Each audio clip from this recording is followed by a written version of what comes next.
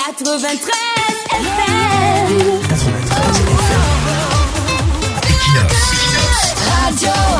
Bonjour, ce matin, offrons encore une autre occasion à nos gens de crier partout que nous incitons à la haine, que nous faisons des outrages et divulguons de fausses nouvelles. Nous n'avons pas d'autre choix. La liberté ne se négocie pas, on l'impose et on la défend. Depuis quelques semaines, ils ont entamé une tournée nationale d'un autre genre. Parce qu'elle consiste à faire visionner à tout le peuple camerounais leur dernier opus cinématographique. En langue simple, ils ont décidé d'organiser dans toutes les régions du pays le visionnage du dernier film qu'ils ont tourné, qu'ils ont sorti, le film de l'heure. Le fonctionnaire qui ne le regarde pas alors que la caravane fait escale dans son chef-lieu de région est certainement taxé d'incitateur à la haine, de propagateur de mauvaises nouvelles et d'outrage aux institutions. Peut-être vous ne le savez pas, ils ont un nouveau film sur le marché. Dans certaines régions, la présence des fonctionnaires au visionnage de ce film est obligatoire. Nous disons bien obligatoire. Mais nous autres attendons que les chaînes de télévision étrangères, les Nollywood, commencent d'abord à le diffuser avant de nous prononcer sur son sérieux, sa pertinence et son caractère patriotique et didactique.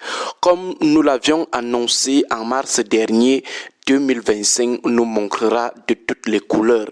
Pour une première fois, les films sont associés à une campagne électorale en Afrique avec des séances de visionnage obligatoires. Nos gens ont décidé de commencer leur campagne avec un film dont la promotion se fait pour le moment dans chaque chef-lieu de région. Certainement, chaque élite prendra le relais en l'achetant d'abord, puis en organisant sa part de projection dans son village.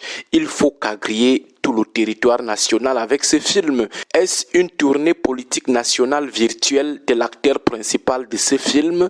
C'est-à-dire, comme il ne peut plus parcourir toutes les régions et tous les départements du pays, mobiliser l'électorat, ont-ils décidé de combler la limite avec un film? Disons, à défaut d'être présent sur le terrain, on lui fait faire une tournée en vidéo. Jusqu'ici, nous ne connaissions que l'usage de ces photos pour combler ses absences. C'est de l'inédit dans l'histoire des campagnes électorales en Afrique.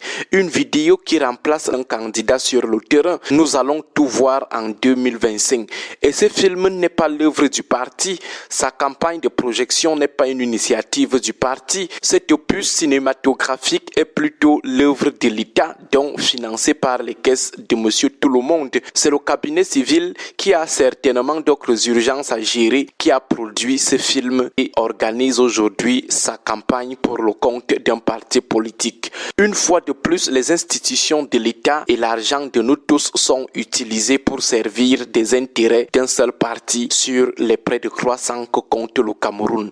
Mais sans vouloir juger hâtivement ce film, puisque nous ne l'avons pas encore regardé, puisque nous connaissons juste son objet, nous nous posons tout de même quelques questions ce matin. Pourquoi l'État du Cameroun, le cabinet civil ou la direction du patrimoine du ministère des Arts et de la Culture n'ont jamais aussi pensé produire un film sur les figures importantes de l'histoire de notre pays face au déficit ou face à la crise du patriotisme au Cameroun? Pourquoi on n'a jamais pensé aussi sortir de l'argent public, l'argent des Camerounais, pour leur offrir des films sur les figures emblématiques de leur histoire, organiser aussi des séances de visionnage par région, même sans les présences obligatoires. Notre histoire n'est pas quand même pauvre en héros. La présidence de la République n'a jamais pensé un film sur Douala Mangabel et ses collègues de lutte de l'époque. Elle n'a jamais pensé même financer une telle production.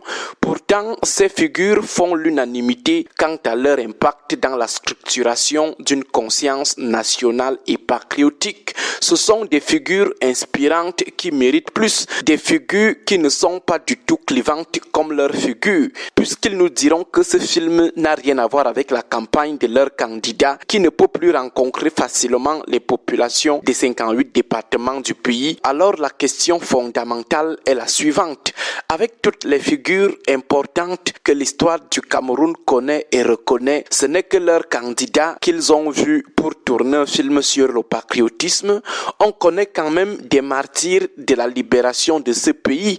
Nous avons plein de visages plus emblématiques de la défense du bien-être de notre pays, ceux-là qui ont même donné de leur sang, dont les films et leur visionnage peuvent impacter, bousculer le patriotisme chez plus de Camerounais. Ruben Oumniobe, Félix Roland Moumié, Ernest Wandié. On a des résistants à l'impérialisme européen, des figures comme les Lamibé, Mohamed Lamou de Tibati, Mohamedou Abo de Ngaoundéré ou encore Ndélempela Lifafa Emmanuel. Certainement, ils sont en train de refaire l'histoire du Cameroun pour montrer à la jeune génération que ce sont plutôt eux les vrais héros martyrs de la libération de ce pays. En tout cas, si les gens n'ont jamais eu honte d'avoir construit un immeuble de plus de 3 étages à l'université de Soie sans les toilettes ni une douche dedans, ce n'est pas la falsification, l'inversion de l'histoire de tout un pays qui les générera. Bonne journée à vous tous. Bonne journée. 93